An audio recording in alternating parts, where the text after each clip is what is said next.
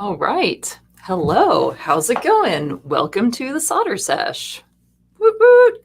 It is Thursday and we've got some new stuff to show you. So I'm really excited about that. And it's getting to be towards the holidays, which means it's Krampustime. And thought we'd go over the Krampus board.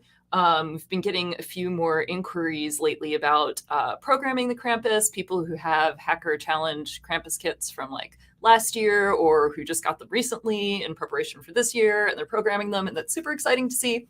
And if you have any troubles with your Krampus kits, let us know. We're always, we're happy to help troubleshoot via email as we can. So I really want people to be successful with this. So yeah, don't hesitate to reach out. Cool.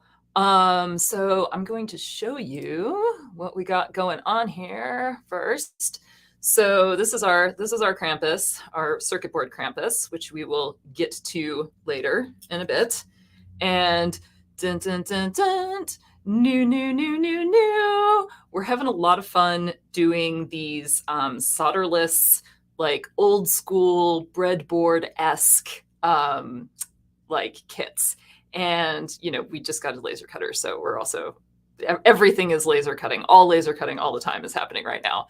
But I really like these. I think that it's cool. I think that providing more avenues for people to access playing with electronics, playing with components is great. And you can do these without a soldering iron. So, we're all about enabling more people to work with stuff and to be comfortable with electronics. And this is awesome if you are just thinking about it and don't have equipment. It's also awesome if you have all the equipment in the world and you just want something really fun to put together. So yeah. And let's see, we also have, so we showed off the Circuit Snowflake last week, and we also have this Festive Palm. Hello, woot woot, because, I grew up in the Caribbean and it was warm during Christmas time and, during December holidays. So, I spent many Christmases at the beach, and I just want to say, like, I see you people in tropical places or in the Southern Hemisphere where it is summer in when it's Christmas. All right, so I think I will start by putting together the Festive Palm, and then we'll go on to Krampus, and then we'll go on to circuit board Krampus and coding. And I do have the code up in Arduino. I will be screen sharing and talking about accessing registers and looking at the data sheet and how to figure out what things are called and how to do things. So if you're interested in bare metal programming and want a little bit of a primer on that, definitely stick around. I'm guessing that I will get to that in about like a half hour or so. And Robin will be awesome and bookmark all the stuff after the fact. So if you are not catching this live, you'll be able to just fast forward right to the part that interests you. Woohoo! Kevin, lasers are fun. Yes. Kevin was with us yesterday and was laser cutting some stuff. So he was doing, he's making these cool snowflake pewter molds that are like single-use molds. So you cut them out of wood. They're like 3 parts. You have like a back and a front, which you engrave to get a little bit of texture. And then you have the middle part, which is completely cut out, which like kind of provides the structure and the shape, and like little air holes and stuff. Robin's cool. She is. Kevin's Robin's dad. He might be biased, but we agree. Awesome. Okay. So she's actually babysitting the laser right now. So she's not in the room with me, but she is she's watching like all of you are. Cool. Okay. Let's do some LEDs. So the first thing is to stick all of the LEDs through on the palm. I will give us a little bit of a bigger view here and try and stay within it without Robin tapping me to be like, your hands are not in the video anymore. So the LEDs, they are directional. We do have the flat parts in the laser, in the little indentation that the laser made there. So you can line up the flat parts. You can also, the LEDs have 2 different lengths of legs. and the longer one goes in the hole that is furthest from the flat part. So either way, it can sometimes be a little bit hard to see where the flat part is. So we put all of these guys in, and I made it so we put this pattern together so that the LEDs kind of like go in a circle. So the flat parts are on the same side if you kind of follow it around the circle, because that makes it a little bit easier to wire everything up in the end.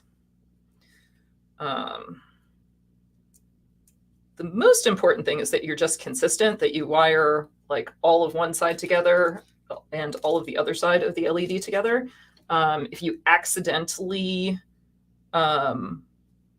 if you get that right and accidentally hook it up backwards, that's real easy to switch. You just switch the power at the end. But if you mix and match your anodes and cathodes of the LED while you're doing this, that can be harder.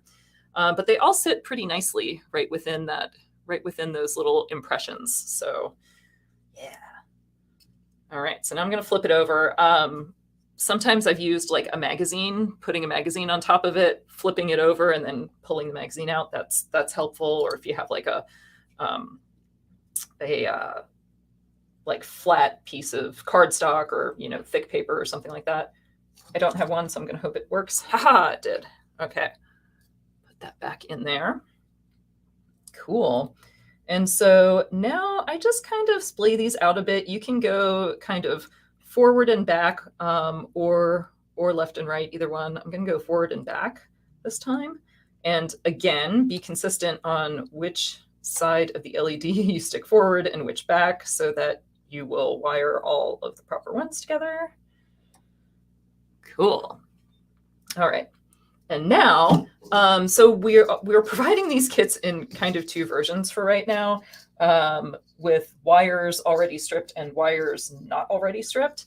And the only reason that we're doing that is because we haven't quite secured our source of pre-cut, pre-stripped wires yet. We are talking to Genard, and they are going to make them for us, and so that's super exciting. But that stuff kind of takes time, and oh my gosh, do I not have a pair of wire cutters here? Where did I cart them off to? Help, Robin! I need wire cutters. Oh, I guess I have them on here. Never mind. Got them on here. That's right. So yeah, they are going to supply them for us, pre-cut and pre-stripped, which is awesome. But wire cutters. Thank you. But yeah, it takes a while to set up accounts and get that going, and there's going to be some sort of a lead time. So right now we're just like cutting and stripping these ourselves, which is not the best use of our time. But that is why we are also giving you the option of stripping them yourselves, just to kind of reduce our workload if you already have those tools and stuff. And it's also like, a couple bucks cheaper because we don't have to do that labor. So I am going to cut 6 of these at 5 inches long. And that's what the pre-cut, pre-stripped ones are in the overall length. And this is just 30 gauge wire, wrap wire. We are giving you the, in the kits, the strip it yourself kits, we are already like cutting the wires to length for you. So I'm doing like a little bit more here than you need to actually be doing for the kit. Okay. And so now I'm just going to strip about an inch off of each end. Get in the middle of the camera. So 1, and I'm getting it right. Don't want to accidentally break it. Ooh, that one was a little harder. 1 and 2. The insulation on this wire is a little burly, which is kind of nice if you are soldering it. It's a little bit more heat resistant than PVC. But these are solderless kits. Oh no, broke that one. I can still use it though. We'll just make it a little bit shorter. These are all, they do all have extra length to them. Yeah, there we go. And we'll just be sure to use this one and one that's like close to our posts. All right, so 3. And then, oh man, I'm not doing well today with this. There we go. Trying to do it quickly for the stream, so yes. Sometimes you just gotta like slow down and figure out what you're doing wrong. We also have various other pairs of strippers, and I'm feeling that like a different one might be a little bit better for these. They are 30 gauge, so they are kind of small wires.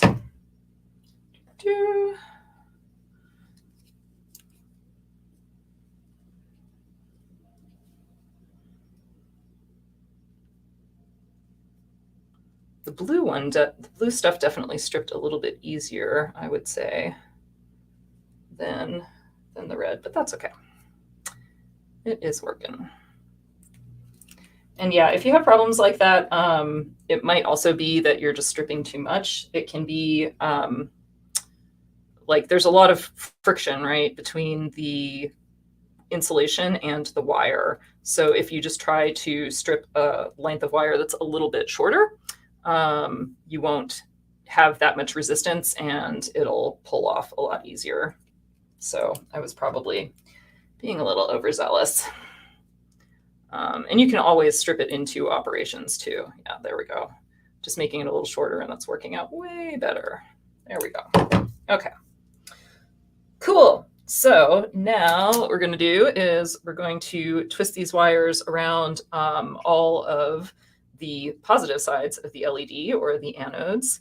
And this would be the long wire, the wire that is away from the flat spot. So you might have to kind of compare them again and remember which side your long wire was on. So our long wire is on this side, which is the bottom, or the one that is bent towards the outside. Do this. So now I just take my wires and I wrap it around. 1, see, can you see that? Yep. 2 and 3 times. And yeah, you can do this a few different ways. Maybe I should have started at the other one. So all of the palm trees, they're long enough so that you can kind of bend them. You can bend them like both towards the inside, or you can bend them one towards the inside, one towards the outside. Since I've already bent these towards the outside, I'm just going to keep it that way. And then I'm going to slide my wire down a little bit and then bend this back on itself. And that just keeps your wire wrap wire from sliding back down. So yeah, if you joined us for last time for the Festive Palm Tree, Festive Palm Tree for the Circuit Snowflake, you'll see that this is basically like the same exact thing that we're doing, the same exact technique here. So there we go. There's our second one. I'm not worrying about the other end quite yet. And I'm just going 1, and I'm kind of wrapping it around sort of the midpoint towards the top, just because that's easy. Right now, it's easy for me to access that rather than to try to wrap it all the way at the base. So I do my wraps kind of up in the air like that, and then I'll slide it down to the base before I bend it, and then bend it back over. Okay. Now let's see. Got 3 more. And keeping with the long ones. 1, 2, 3. Doing that. And bending it back. And then 2 more.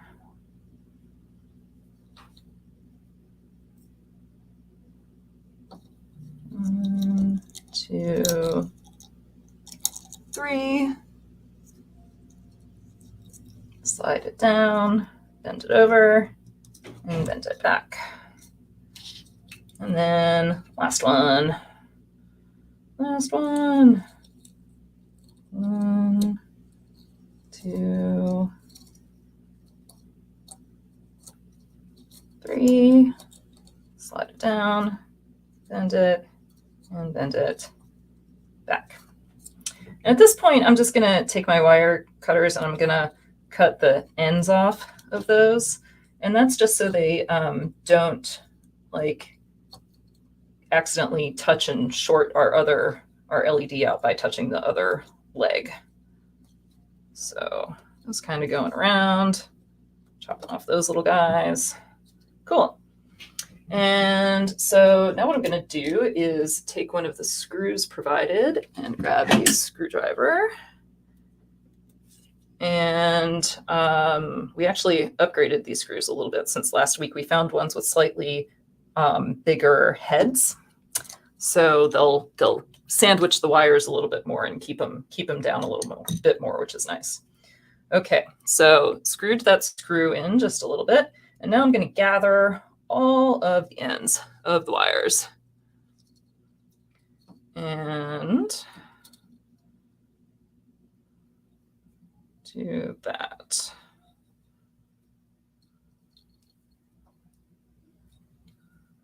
Our close-up camera is intermittently freezing, huh? I haven't caught that on my end. I'll have to see after the stream. It was just recently turned on, so I don't think it's been on too long kind of an issue. So I gather all of the ends up together, and then I kind of twist them together a little bit just so that they stay together, and then wrap them around the screw that you just put in. And I just do one full circle wrap is good. Don't go crazy right now because you need to save some room for the battery leads. All right, so now we will do the other side. I'm just kind of making sure that I got all my sides correct. Okay, and we're cutting a few lengths of blue wire. So we need 6. 1,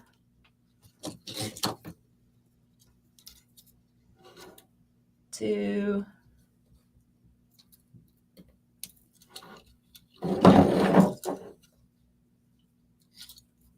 3,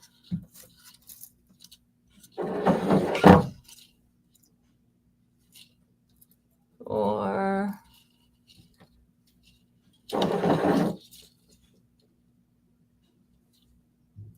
5, and 6. Cool. Now stripping again.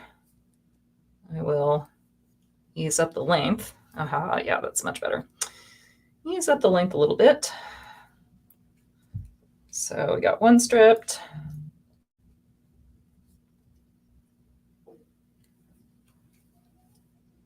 And 2 stripped.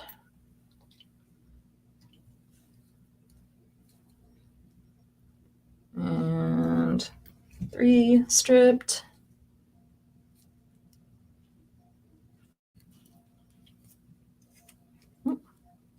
Did not get that one very well. 3 stripped. So yeah, you can see why we want to buy these already done. 4. And 5. Yeah, I even looked into like some wire stripping machines. Just out of curiosity. I didn't know really what they cost. And it looks like the machines that will do wire this fine are like pretty expensive. There are several wire stripping machines that are for like big wires and like cable recycling and stuff, which I thought was kind of interesting, but I didn't see anything that was sort of like entry tool level at the 30 gauge point. Okay, so now I got all those red wires. I'm just gonna kind of push these a little bit out of the way. There's a little bit more room on the snowflake, on the circuit snowflake, because they're at the tips of the snowflake. But this one isn't too bad. So 1, 2, 3. There's no magic to the number 3. It's just seemed like a good one, and it provides like a nice base for you. Let's see, which way do I want to bend it? I'm going to bend this one in. Let's see how that goes. Bend that one in. And the reason that I bend them back on themselves is just because it kind of helps keep the wire from sliding off of the end of the LED. So it just kind of staples it in there. So 3.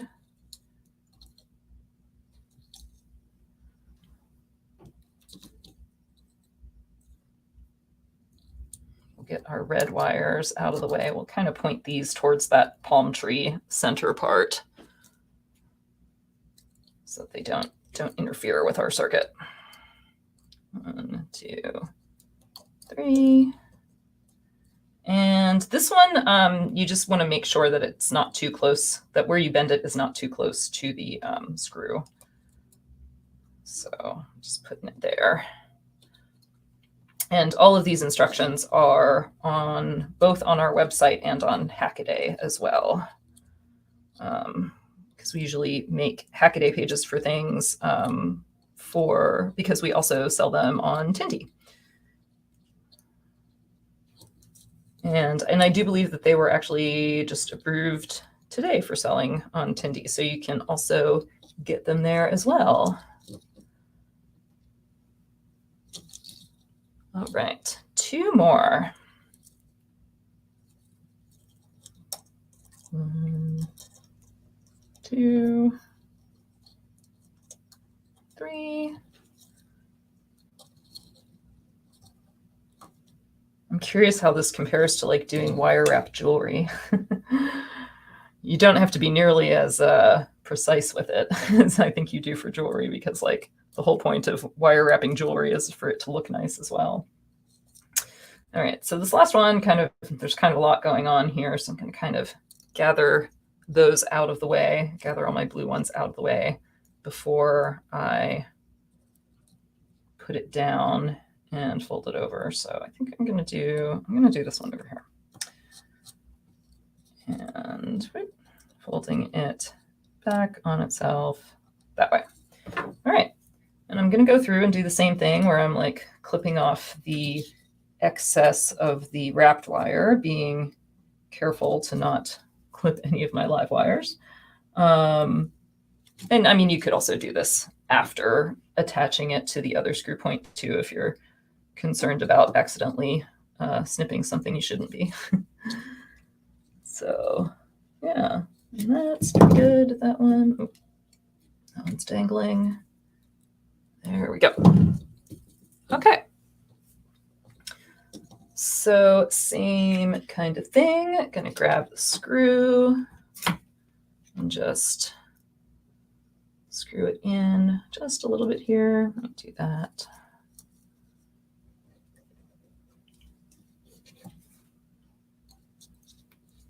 There. And gathering all of our blue wires together. 1, 2, 3.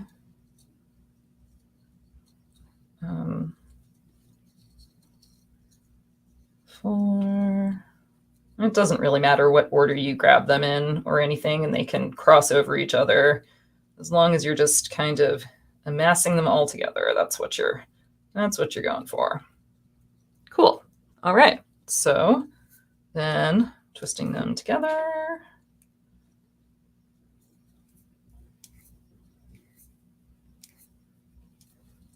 And putting them around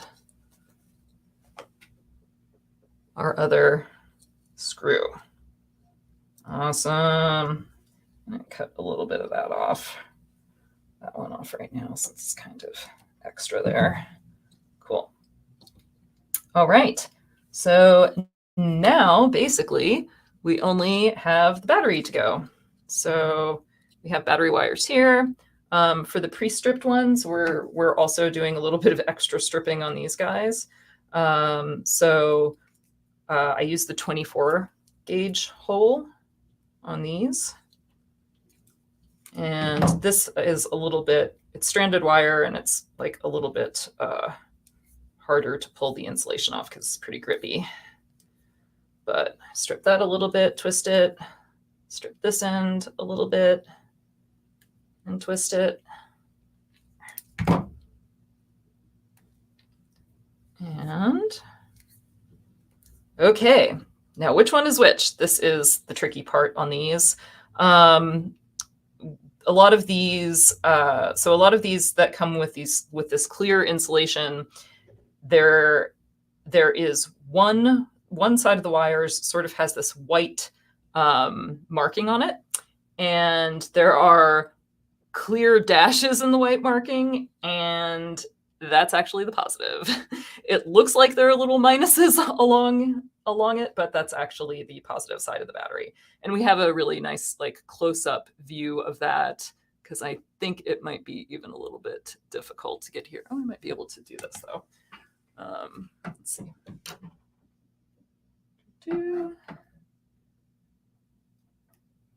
Yeah, there we go.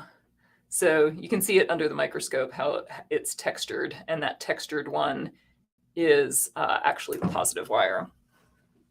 So we will hook that up to the red. Change this back over. Hooking that up to the red. And I just do one wrap there as well. And now I'm going to screw it down a little bit. You don't want to be like, you know, too aggressive, just like enough that it like stays. There we go. I think that's pretty good. All right. And then other wire to the blue.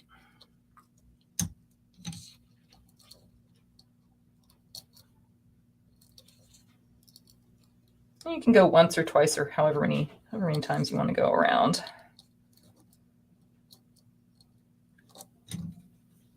All right. Screw that down a little bit.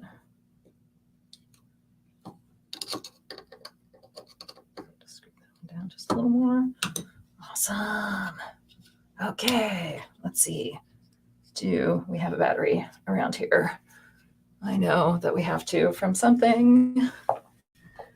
We're always trying not to use extra batteries. Let's see, Robin, I might need to ask you to bring me a battery as well because I didn't have I usually have the little blue thing, the little blue battery holder thing with me, but I don't right now. But let's see, what I will do in the meantime is we can just like arrange these wires a little bit friendlier. So putting those over. Ah, thank you so much, batteries. Cool. So I'm just kind of scooting these out of the way of the hanging piece. And like, you know, you can do this however you want. You can just like kind of bend them over. You can also tape them out of the way here. As I mentioned before, there's more room on the circuit snowflake than there is on the palm tree. So the palm tree is a little more challenging, but you know, gotta have those summer Christmas themes too.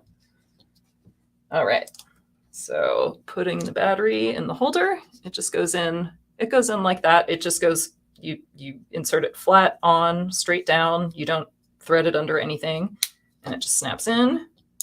And ta-da! Festive Palm. Awesome. So one note about the battery life. We do have a lot of blinkies on this CR2032. And you'll notice that the blue color kind of fades pretty quickly because, you know, we're pulling a fair bit of current. We're not using a current limiting resistor in this particular design. We're just driving them directly because those LEDs need pretty much almost 3 volts to flash.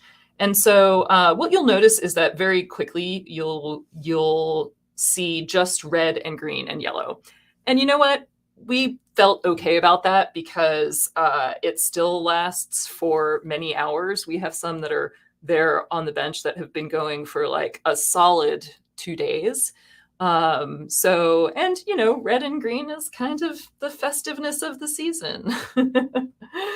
So yeah, they last like a reasonably long time on a CR2032, but like this is definitely the sort of thing that you want to like turn on and turn off every night if you want it to like last for a few weeks. You could also, if you wanted to, instead of using this battery holder and the CR2032 that we give you, you could get a little battery holder that is for either AA's or AAA's. And we actually do include a couple of links to those in it's on the actual product page on the website on like where you add the product to your cart. So if you want to play around with something that you need more battery life for, then yeah, feel free to do that. But yeah, I like them. I think that they're festive and fun, and they'd be a good addition to any house. All right. So now, this one might be my absolute favorite. Now, I'm just getting all these little wires out of the way a little bit. We have the Krampus. So you can actually see here that we have holes for the LEDs in Krampus's eyes. And so this one is actually a lot simpler of a kit. So it uses these 2 3mm LEDs. They are also self-flashing, but they are the red candle flicker style. So they pretty much, you know, they only have red, and they kind of, you know, are mostly on, but with a little bit of flickeriness to them. So yeah, that's fun. For Krampus, so again, it doesn't really matter if you put a lot of things don't matter on this, so it makes it a great beginner thing. We do use a resistor on this. Doesn't matter which side you put it to. You can tie it off of positive, you can tie it off of ground. The main important thing is that you are just consistent in your LED placement. So do either both long ones at the top or both long ones at the bottom, because then you won't get confused. So I'm putting my long ones at the bottom. That's the positive side of the LED. Let me just go right in like that. A lot easier to flip over because there are only 2. Awesome. And then these, we don't even provide you with any of the wire wrap wires because you don't need them because there are only 2.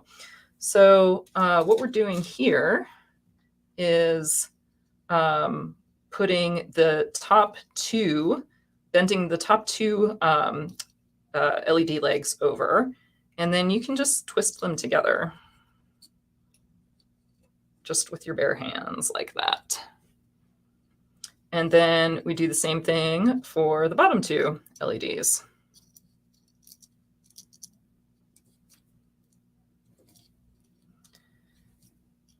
There you go. It is my personal preference. I generally put resistors between positive voltage and the anode of the LED. You can put a resistor between the cathode of the LED and ground. You know, it doesn't really matter. I don't know. It's just the way I draw schematics, the way I like it. It's easier to measure the forward voltage drop of an LED that way, maybe, with respect to ground. I don't know. That's just the way I do it.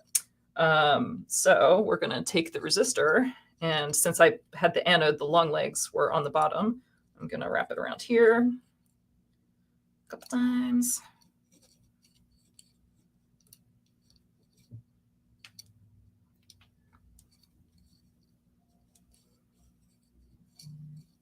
Cool. And then we are stripping these a little bit more on all of the Krampus kits. So got your positive wires, negative wires, just stripping them a little.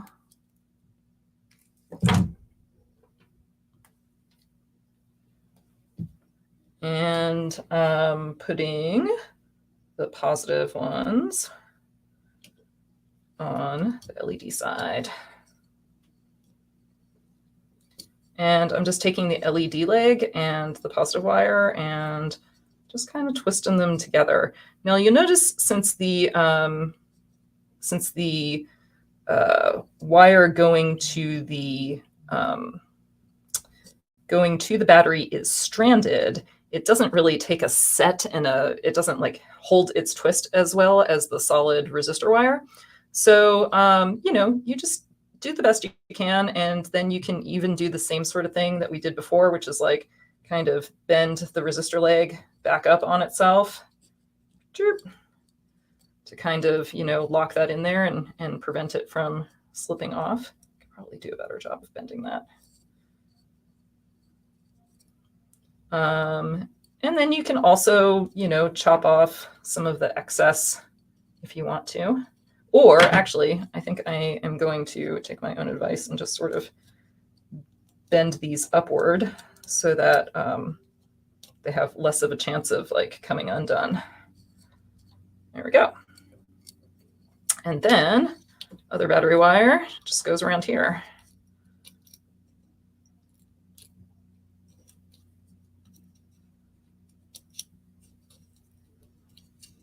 So yeah, Krampus goes together a lot easier. Only 2 LEDs and no wire wrap wires. So I'm wrapping that around. And then again, I'm kind of going to do this little like staple lock thing there. Awesome. And then another LED.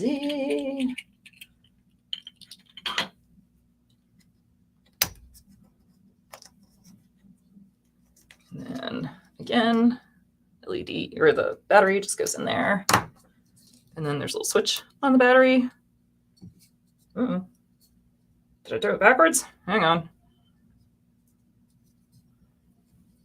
Uh-oh, might have to troubleshoot an LED here. I'm just making sure nothing is shorted out. That is positive. That should be going to the anodes. Oh, it was on already. When I turned the switch, I turned it off. There we go. I was like, I swear I didn't do that backwards. So Krampus looks so good. I like how it just has like a little bit of variable brightness and flickering to the LEDs. It's just, yes, it's kind of nice. It makes him look quite mischievous. Of course, it looks even better, with actual eyeballs than through a camera where it kind of blows out. But yeah, that one's pretty darn fun. And the best part is that, I forgot to say, yeah, for the Festive Palm, we give you also a little bit of a ribbon to go with it so that you can thread it through there and just, tie it and hang it. But for Krampus, because Krampus is Krampus digs chains. So we give you a jump ring and a chain. And jump rings are really easy to use. The key is you don't want to pry them open by prying them apart from each other.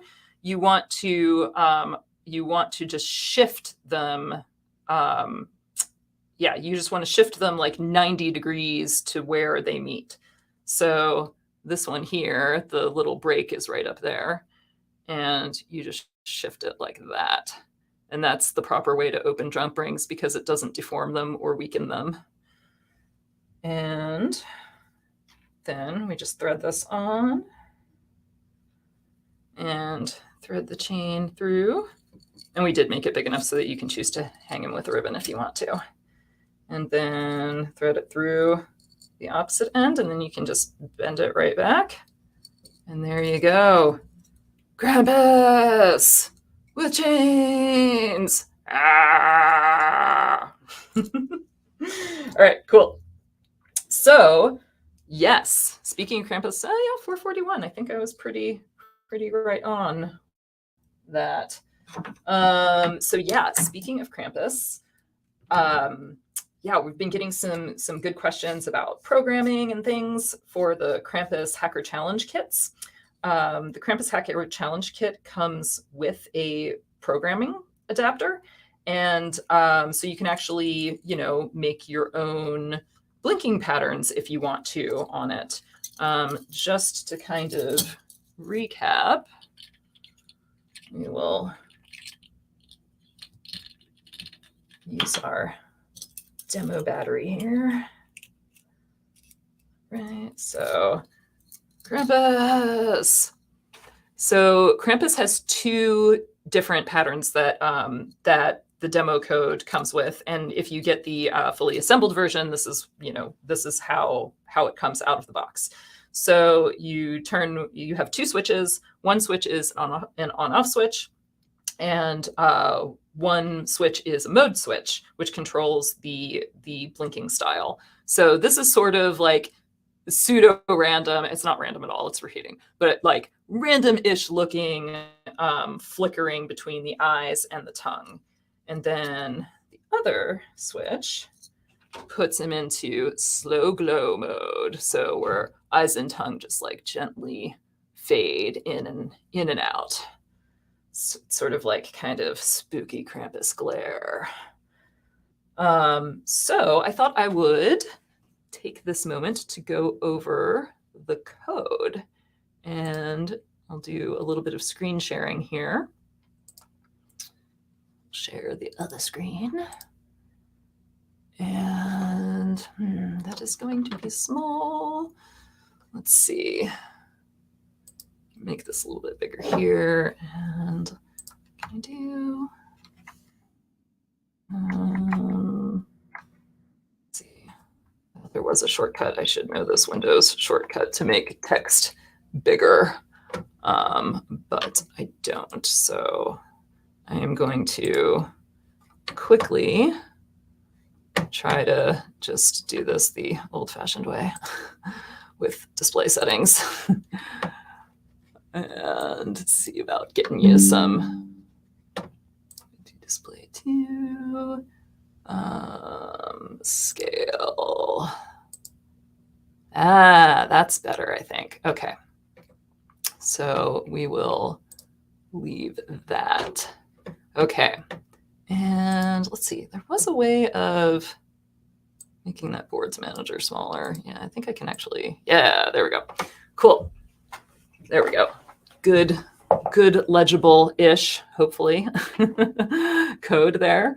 So let me scroll up, and I have this set up a little bit for mostly for loading. I don't know if I can hide that output bar. I'm sure there's a way of doing it. There we go. Oh, no, that was not what I wanted to do. This has a slightly different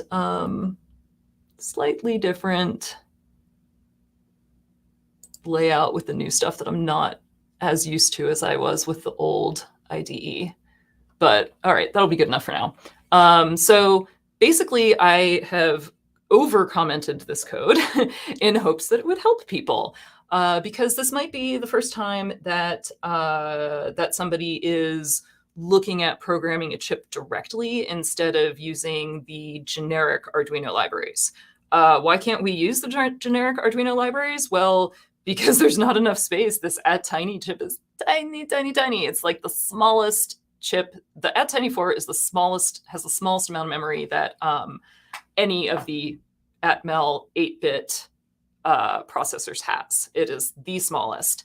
So it has like, what is it, like 32 bytes of RAM and 512 bytes of flash.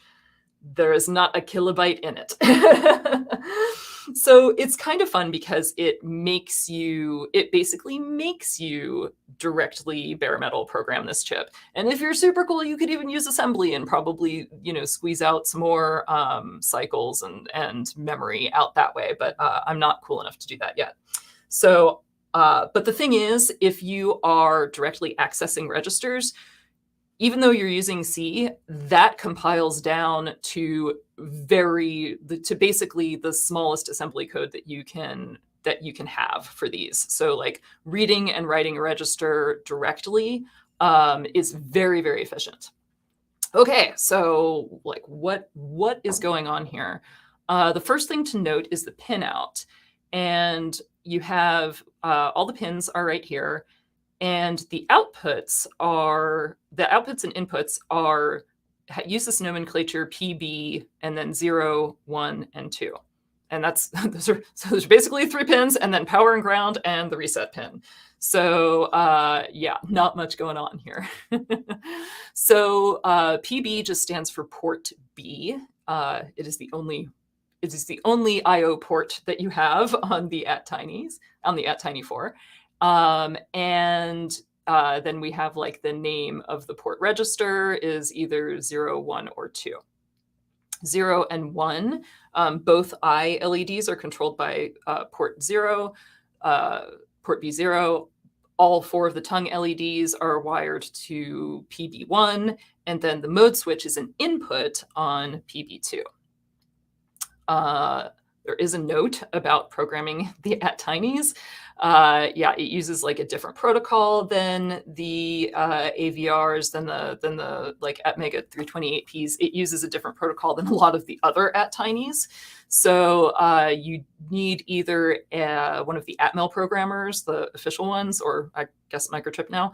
I haven't tried it on any of the Microchip programmers that are supposed to be dual purpose. I really have only used the Atmel AVR ISP or the USB ASP, the USB ASP. Those you can get super cheap, but you will have to, if you're buying one of your own, you'll have to update the firmware. If you buy our kit, we've already done that for you. So, and there's more about that on the website. So that is the first thing to know.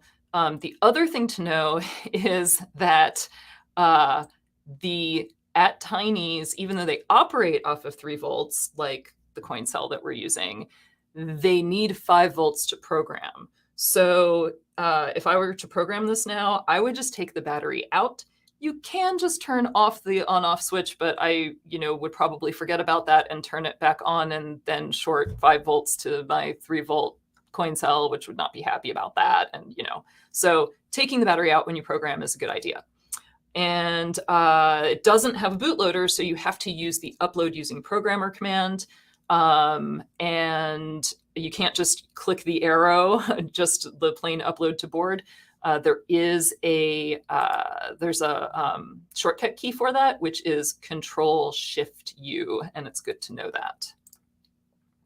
Okay, so that is kind of background again about programming. There's more about the USB ASP and the AVR ISP Mark II. If you have one of those, I don't think those were made anymore, sadly. So, and then, yeah, so defaults on reset. That's always good to know, like, how does your board first wake up and enter the world when power is applied, right? And so right now on reset, there's an internal 1 megahertz clock from an 8 megahertz oscillator. And there's like the timer module is enabled, but the outputs are disabled, blah, blah, blah, blah, blah. So it's kind of just set up and ready to go as a blank slate. We have some defines. I'll get back to those later. And then we define a lot of variables as globals because it just kind of turned out better that way for storage and space. The interesting thing about programming these chips is that you get a lot of very direct feedback about where things are stored and how much space they're taking up. Because you have such a finite amount of space to begin with, like you're actually looking at those statistics every time you program it, and you're like, oh, wow, that change just like took up RAM and I expected it to only take up flash. And so it's a really great way to start to understand a little bit deeper about like where variables are stored, how they're stored, and yeah, that just informs more of your code. And I'm still learning about that stuff. Actually, I learned a lot more about it in Alicia's Making Embedded Systems class, which was great. But yeah, it's still, I still tend to treat some things about embedded programming as black boxes. Because, I mean, it just takes time. You can't learn everything all at once, right? Okay. So I did a really stupid make your own delay function.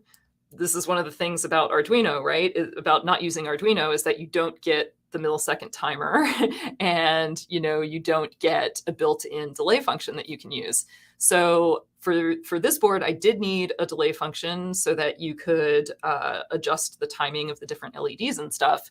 And so this is something that does, like, it basically just wastes cycles for a little while, but it does not compile. It does not compile out.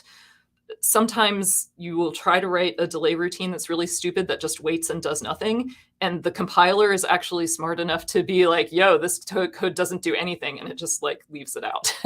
So this doesn't do that because it uses like a volatile variable and things like that. So it actually does delay. It's not super precise, but it is good enough for what we're doing.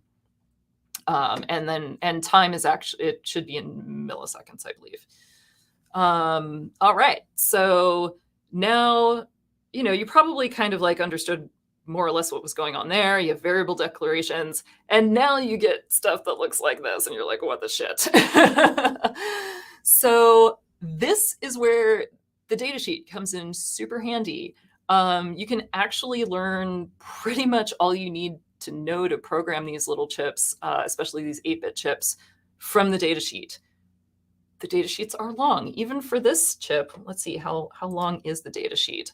The datasheet has 173 pages, which actually is not bad, but that is for the smallest chip. I always download the datasheets because then you get the benefit of indexing. So what we can do is we can go straight to I/O ports. And in the I/O ports section of the datasheet, it generally starts off as to how they're configured, what the internal hardware is that's going on with each of these ports.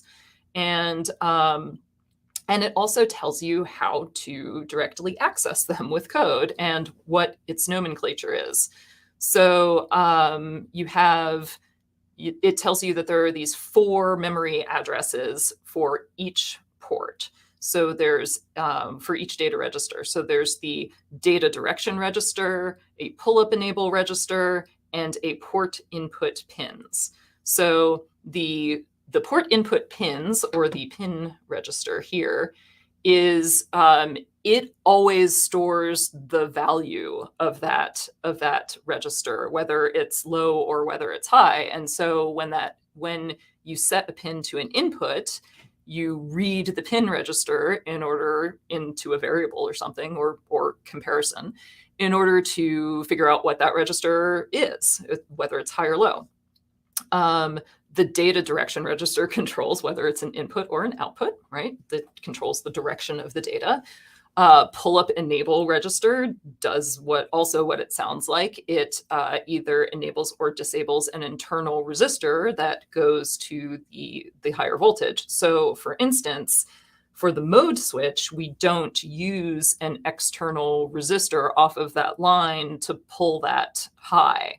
We use the pull-up enable, and so there's an internal resistor that is then pulling that pin high. And then when you slide the mode switch, you basically short that to ground. So you can read a low on that pin at that point, and then if it's the opposite way, it's just floating, which is then a high because of this pull-up resistor that's internally connected in the chip. So yeah, there we go. And then what was the last one? Blah, blah, blah, data direction. Oh, the data register port. So the last register is for writing an output to that port. So you populate that register with the value that you want that pin to be. Now, the somewhat confusing thing when you first start out with this stuff is that these registers set all of your outputs all at once.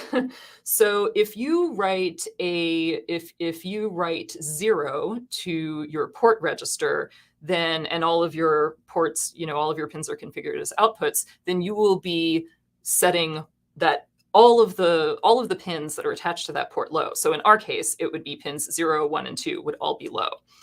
And this is because your port is actually a representation of the data in each individual pin that's attached to that port. So let's go back to our data sheet here.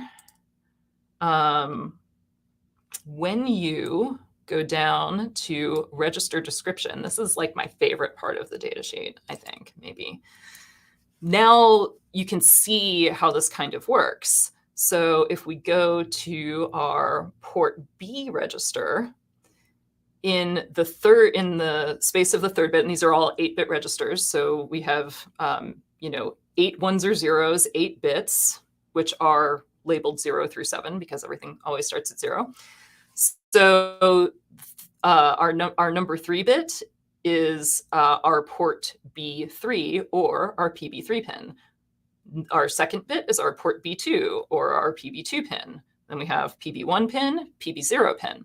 So you could see if you say port B equals 0, you're writing 0, 0, 0, 0, 0, 0, 0, 0. So you're setting all of these pins to 0. So when you only want to set one pin to 0, then we start to use bitwise math, and you start to see things like or equals and stuff like that to set a pin. And what that does, let's go back here. So yeah, you're like, oh my God, there's so much here. So once you're kind of used to programming these things, you tend to use a little bit of shortcuts. So basically, a few things are going on here. So first, before we're even like setting high or low, we're setting the direction of our pins. Everything is configured as an input on startup, and we're going to set now PB0 and PB1 to be outputs because those are attached to our eyes and nose LED or eyes and tongue LEDs. So we need those to be outputs. So we need to set them to 1. And so what this is doing is it's shifting a 1 into the B0 position. And this is shifting a 1 into the B1 position, and our OR smushes them both together. So back to the data sheet. So here we are, DDRB, our port B data direction register. It tells us that DDB0 is this position of the B0 pin. It tells us that DDB1 is the position of the B1 pin. So when we say 1 shift DDB0, it basically substitutes 0 for DDB0. So we have a 1 shifted by nothing, so just a 1. For DDB1, we have 1 shifted by 1, so we have 0, 0, 0, whatever, 1, 0. So now when we OR them together, we have 1, 0 ORed with 0, 1, so we get 1, 1, and that's what we write to this DDRB register. And like once you get the hang of that, once that clicks, you'll be like, oh, and it actually becomes human readable code in a weird way. Like you start to recognize these patterns and understand what those bit shifts equate to in your head. So back to Arduino. So yeah, going back to here, okay, we're setting the DDRB register. We're setting pin B0 to 1 to an output, and pin B1 to an output. Cool. And we're doing that in one instruction cycle, basically. All of that compiles down really, really small. So for enabling the pull-up, we want the pull-up to be on pin 2 because that's our mode pin. And so we're using the pull-up enable register. And, you know, these do have acronyms that are rooted in the English words that are used to describe this. So PUEB, pull up enable B. And we're setting, the pull up, and we're enabling the pull up on port B2. So there we go. And then, so I have like a little bit more general gist, as I've mentioned, PB0 eyes, PB1 tongue, PB2 mode. And the mode, this tells you what the mode actually means. Mode 0 is pulsing, mode equals 1 is the flickering, this sort of semi, not really random. And just to note that like they're all driven through transistors, so that if you set something, they have normal logic, meaning that if you set something high, then the transistor is on and the LED is on. All right, so this all, okay, so also something to mention here. I'm gonna drink some tea here a little bit, take a quick break. And please feel free to ask questions and stuff. I do see that there are some listeners actually. Or don't, just watch it later. So the other thing is that now they have actually, so I'm using somebody else's ATtiny4 Arduino core that somebody else already made. Thank you. And they basically, initially they made it as like an empty board. So what that does is it doesn't add any of the Arduino setup or bootloaders or anything to it. You just start with this blank slate. And it didn't even really allow you to use the setup and loop nomenclature. So that's okay. I mean, normal C, you essentially get that anyway. So when you have like a normal C code, your main function is is basically the entry point to your code. So so your code starts here. Now you have two parts of your main function. You have a while one loop, so it's a loop that just goes forever. That is analogous to loop in Arduino. Everything, and then you have everything that goes before the while one loop. And that only gets done once at power on, so that's the equivalent of setup in Arduino.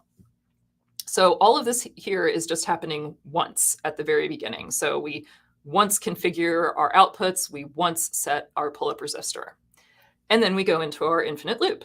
So the first thing that we want to do is we want to check the mode switch input. We want to know what mode we're in. Are we in flickering or are we in pulsing? And so that's what we do. Mode is already a variable that was declared above as a global, and it is reading the pin B register. So what this does is, so we could just say mode equals pin B, right? But then we would get a number that would represent on off for every single pin within that register. So it would also incorporate information from pin 0 and pin 1. It wouldn't just be, there's no like very direct way of just reading, the pin B2.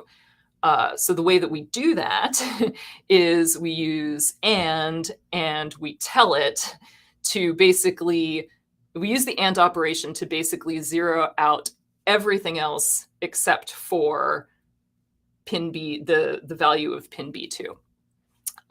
And there's plenty of information about binary operations on the internet. I'm not going to go into exactly like what ands and ors do, whether 1 and 0 is 1 or 0 as a result of them, because frankly, I have to freaking look it up every single time.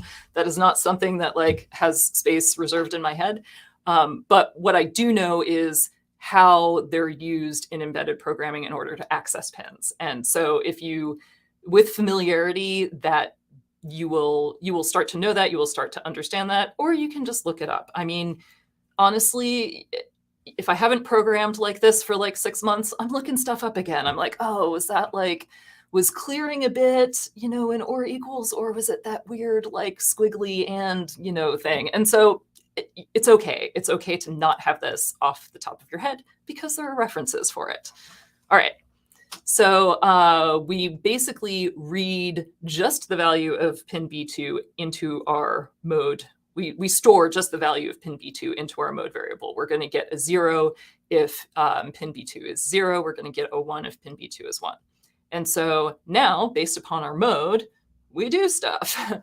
So if mode is a shortcut way of saying if mode equal, well, if mode is not 0, that's what it's a shortcut way of saying. Mode could be any number. It could be 2, and it would still be true, right?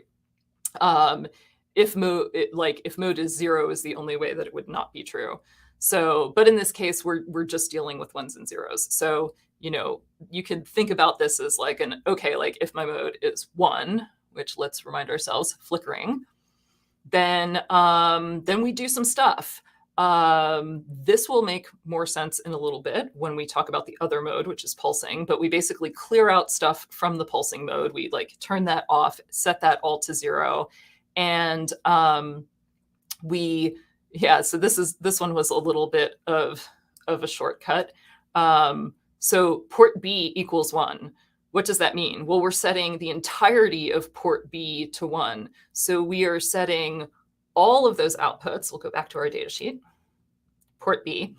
We are setting all of these to 0, and then this one to 1, right?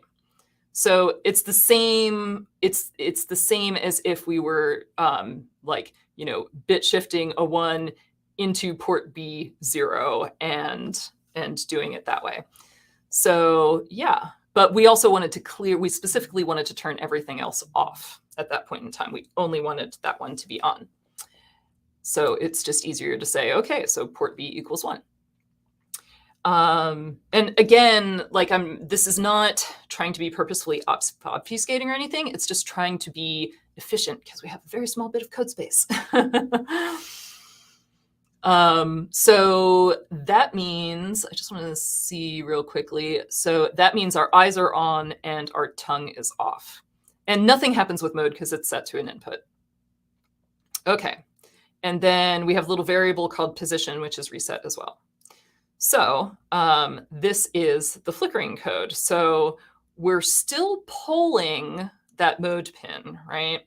So we'll be doing that in our loop, and we'll be adjusting that mode variable according to what we find on that pin. So as long as we're in flickering mode, we do these following things. And we have a for loop. And let's see, now I have to actually read this because it's been a while since I've looked at it. So, yes. So we are basically toggling them on and off. There's a really cool little shortcut, which is in the data sheet.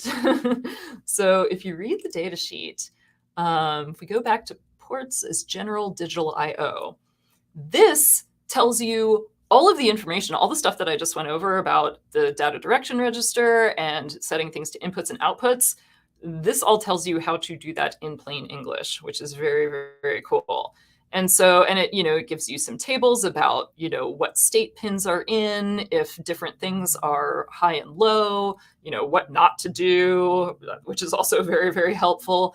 If you're concerned about low power, this is something to look at because sometimes, floating input pins can consume power, and there is generally a state that the chip manufacturer will tell you, like, this is the lowest power consumption state for this pin. And it might be setting them all low or something like that. A lot of times it is.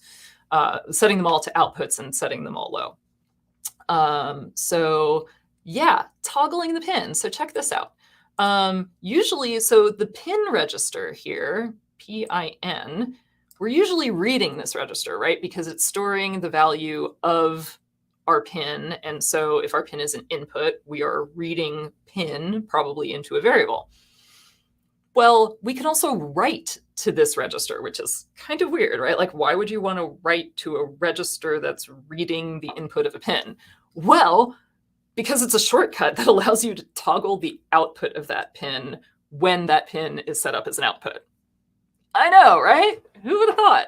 So, it actually, this one, it's actually independent of the value of DDR-XN, that's the data direction register. So that's interesting. So even if it's set up as an input, it might just like ignore that, or it could actually toggle it maybe. It won't actually output on that pin. It'll just toggle what the data is stored as in the chip. So, and look at that, the SBI instruction. So that's another thing. There are some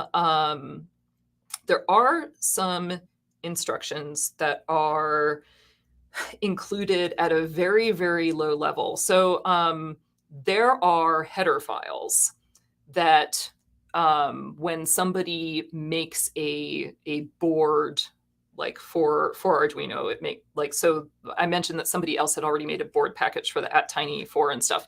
So they grab these manufacturers' header files and they include it so that you don't actually have to do a pound include and include that file yourself and store it yourself. It's already kind of there hidden away from you. But a lot of times these header files will also include very, very small instructions. And I think SBI is usually set bit. So you can use an instruction to toggle a single bit in a port using these functions that are already written in the header files. Or you can just do the little bit shifting stuff and do it yourself, because then you know what's going on and you know that you're doing it in like the most efficient way possible. But usually the stuff that's provided at that low level is pretty darn efficient. So you can write a logic 1 to the pin register to toggle the value of the output. So you don't even need to know what the output is. It'll just toggle it. It'll just make it the opposite. And I think that is really useful for blinking LEDs, because a lot of times you just don't care if it's on or off. If you're trying to blink something fast, you just want it to do the opposite thing. So we are toggling the value. We are toggling on and off the eyes and the nose in this instruction. And then we are delaying for a little while. And the time, to do this like kind of pseudo, not really random stuff, I made like this times array and this repeats array. So the times array equates to flicker time in milliseconds. It is divided by 5 just so that you can get some longer times and not overflow an 8-bit number. Fun things you have to think of when you have like tiny little processors is the maximum and minimum values that you're going to need in a variable, right? So, and so you can do a lot of tricky stuff like that, where you store values using a smaller amount of memory, because then once you recall them, then you do some multiplying and stuff and some operations to them to make them big. But then when they go back into memory, they get stored as smaller numbers again. So for a certain number of times, we do this little on-off flicker at a certain delay at a certain rate. And we basically just like go through that little 5-position array. and so this does the little flicker for the number of repeats in the repeats array.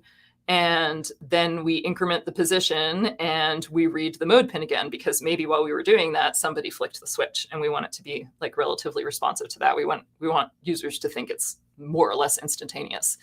And then we do that over and over again. As long as we're in that mode, we just cycle through that. We cycle through that little array. We turn the eyeballs on and off a certain number of times. Here, I should actually put this in flicker mode right now. Oh, just turned it off. Other switch. so that you can kind of see what's happening. So there you go. Put it over here. So yeah, so it's like short, short, short, long, long, short, short, short, short, short, long, long, and then it just repeats that cycle. All right, so that's how we did the on-off flickering. For the slow glow fading in and out, we do things a little differently. We use the internal timer, which can generate a PWM. So a PWM is used to basically kind of mimic driving the LED at a lower voltage by turning it on and on super, super fast, faster than our eye can respond. We see various levels of dimness of that LED, various levels between like fully on and fully off. So what we do is we set up a PWM, and then we feed the value of that PWM. Like we basically attach that PWM to our LED outputs, and so that they are toggled on and off according to that PWM. So this is a very, very simple PWM ramp where it like starts fully off essentially, and then ramps up, ramps up, ramps up, ramps up until it's like fully on, and then it just goes slowly, ramps back down to fully off. So these first two lines are setting up that timer register. And again, the datasheet is your friend. So yeah, 16-bit timer counter, timer counter 0, there's only one. So it is pretty cool. I'm just going to do sort of like a brief overview. There are a lot of different modes it can be in. It can just like kind of count up and then wrap and start back at 0 and count up again, or it can do the kind of PWM thing. There are sometimes different styles of PWMs that affect what the waveform looks like when you transition, when you do the timing. And different chips are different. So I find it very useful, especially, oh my God, if you're doing anything related to motor control, you definitely want to read about how PWMs are being set up in your chip and understand what the output waveform looks like. And it can sometimes be difficult. I think timer counters are one of the harder things to understand in the chip because it's a whole lot of vocabulary that's even new, even for somebody used to thinking about PWMs and like understanding what they are, and like relating them to the registers. It's just, go slow. It's okay if you have to read multiple times and do some Googling for more explanations. So, all right. What do we have going on here? I'm going to go straight to, there we go. See, yeah, so the timer module is like a lot more complex. I'm going straight to the register description, right? Because if you want to understand somebody else's code, that's where it's all going down. So, all right, what is TCCR0A? And what are these COM0A1, COM0B1, and WGM placements?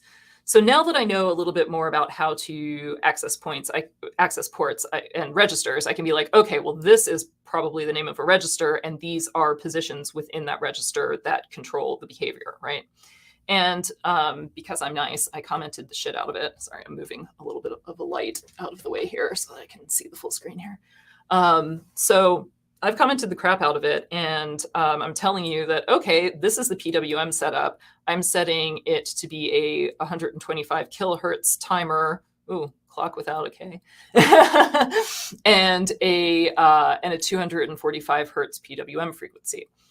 So here I say we're setting it up as a phase correct PWM in 8B mode on channels A and B. Okay, it's a lot, right? So, look at that. Our first register description, TCCR0A. And that is the one, right? 0A was the first? Yep, 0A was the first. Okay, so this is our timer counter control register A. Timer counter control register, 0 register A. Again, you start to, especially if you work a lot within a certain chip manufacturer, they tend to have consistent naming of these things, or very, very similar naming between chipsets. So you start to kind of like get a feel for these things. So we are now being told what the different bits in this register are doing. And this is pretty nice. It's saying that A and, COM0A1 and COM0B1 control the behavior of these output compare pins respectively. Those are actually those output compare pins. When we set up our timer counter, they are tied to pins 0 and 1, which are our eyes and tongue LEDs. So these registers directly control whether the LEDs are on or off. So let's see. So we're talking about a different thing. It notes that the data direction register has to be set in order to enable the output driver. So it's like, yeah, you have to set this as an output in order for it to actually be an output first. So we already did that though in setup. That's all good. And then, it tells us that if one or both are written to 1, it overrides the normal port functionality of the IO port. So if we write a 1 to COM0A1, then that pin is no longer an output pin that we tell to be on and off by writing to that port register. Now, this COM0 register controls whether it's on or off. So basically, that's what we're doing with that line of code. We're writing both of those COM0A1 and B1 to 1 so that now our timer controls the output of those pins instead of whatever is in the port register. Okay, cool.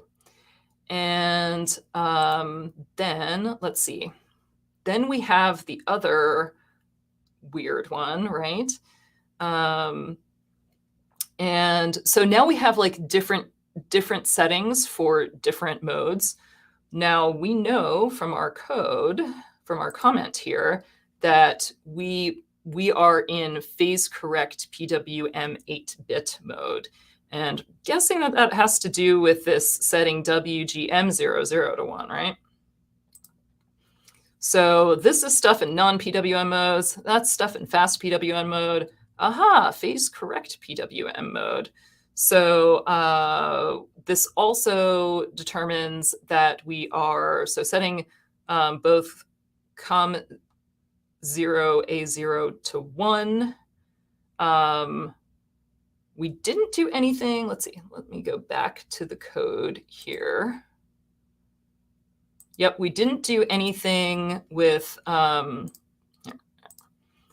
So we set COM0A0, COM0A1, and COM0B1 to 1. We didn't do anything with COM0A or B0. So we're just looking at this section right here. So because everything is a 0 by default, and we did not set these to 1, these are at a 0. So we know that we're counting up. We know what the behavior now is on counting up and on counting down. Again, this is kind of a lot if you're new to PWMs. It takes a little bit, but bear with me. So, now we have that WGM, waveform generation mode. So we now can see a little bit of a table of that we set. Let's see, which one did we set? We set WGM00 to 1, and everything else is zeros. So we are PWM phase correct 8-bit. Look at that. So that's how you interpret that. Top is all 1s in the register.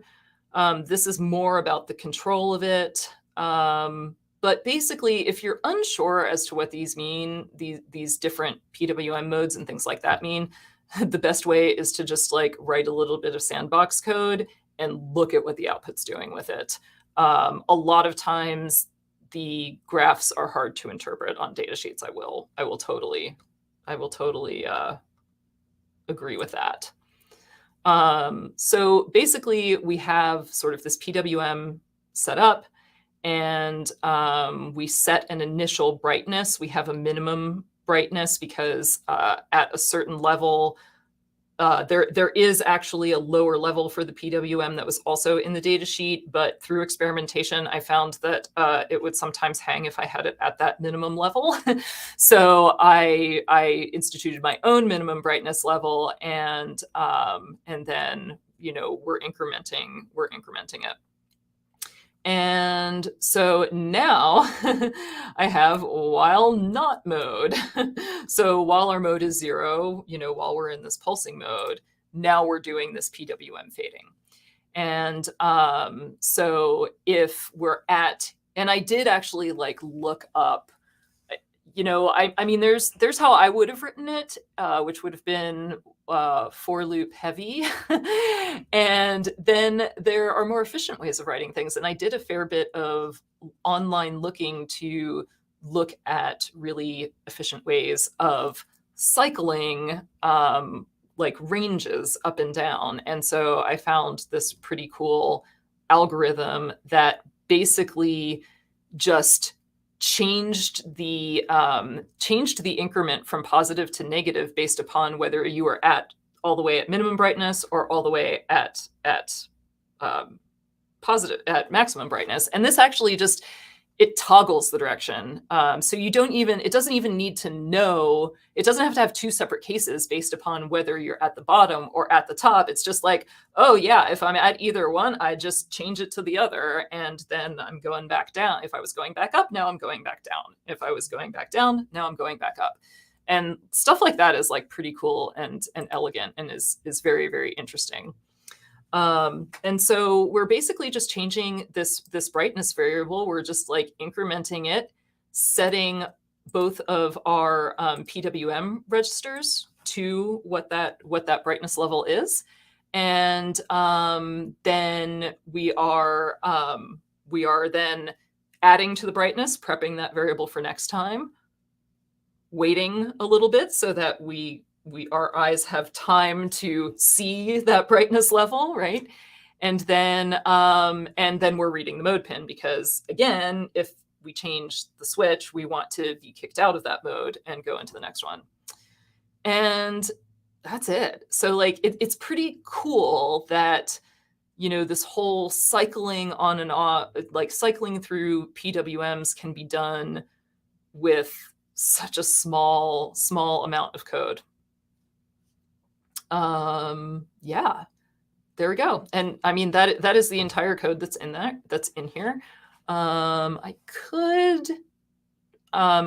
don't have a programmer, and it's also, it's getting a little bit late. I don't have a programmer with me right now. So I'm not going to do a live changing of it, but basically on the Krampus, this is the programming output, which we actually like made some little programming Pogo adapters for, so that you can hook up your USB ASP to here with Pogos and reprogram it easily. Yeah, we can see the back. These are the LEDs. We have LED resistors. We have the transistors that control on and off to the bank of LEDs. And we have side emitting red LEDs, side emitting surface mount red LEDs, and a power filtering capacitor for our little processor, which is that guy right there. And that's it. So it's a pretty simple board. It doesn't have a lot of components. Oh, this is our mode switch. That's our on-off switch. Battery. Doesn't have a lot of components, and the code is also pretty compact as well. So yeah, let's see. What else? Is there anything else to really? No, there's really nothing. There's really nothing else in here. It's just our initial declaring of all of our variables that we're using, our little delay function, setting up our registers when pull-up enables, and then reading our input pin, and then deciding which mode we're in. And we have the behavior for the flickering, and then the behavior for the pulse. And there is some explanation with each one that I've added in the comments so that, you know, you can probably like get your bearings, hopefully. So like the speed is determined by the weight pound define, and minimum brightness, min and max brightness are also determined by the pound defines. You know, it switches between adding or subtracting, like when you reach the min or the max.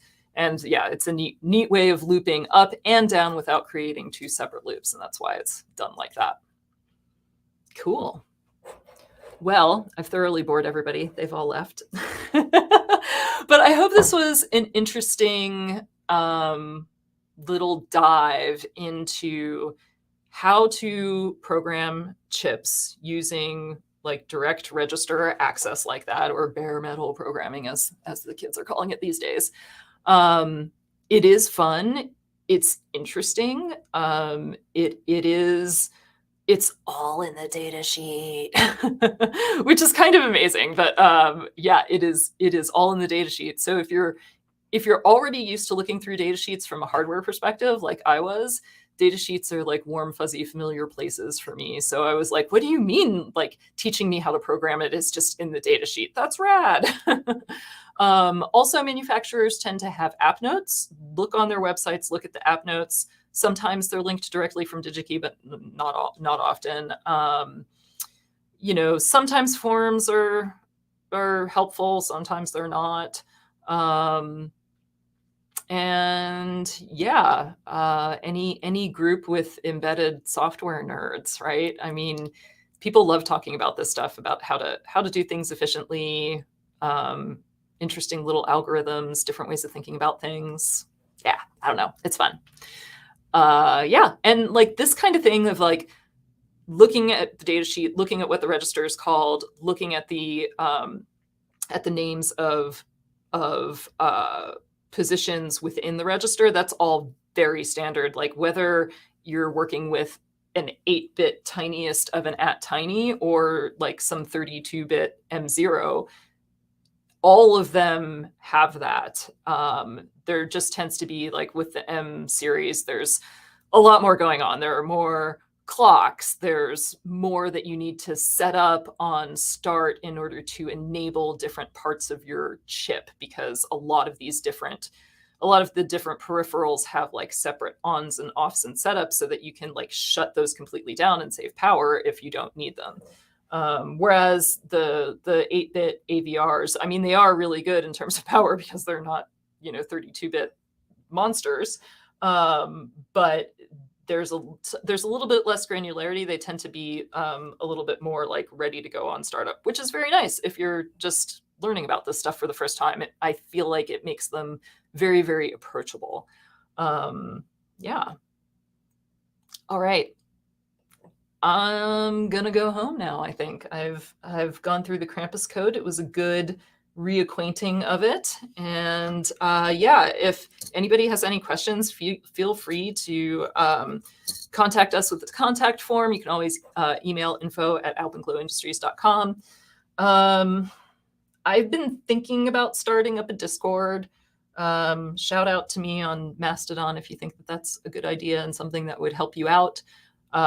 We just don't have, like, you know, we're resource limited. We don't have a ton of time, but at the same point in time, I do want to create a space where people can just quickly and easily ask questions about our products and the stuff that we're doing and get answers to that. So awesome. All right. Well, have a happy holidays.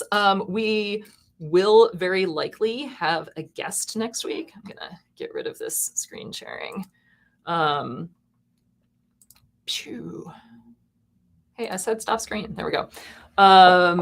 We will have a guest next week. Who it is still a little bit TBD.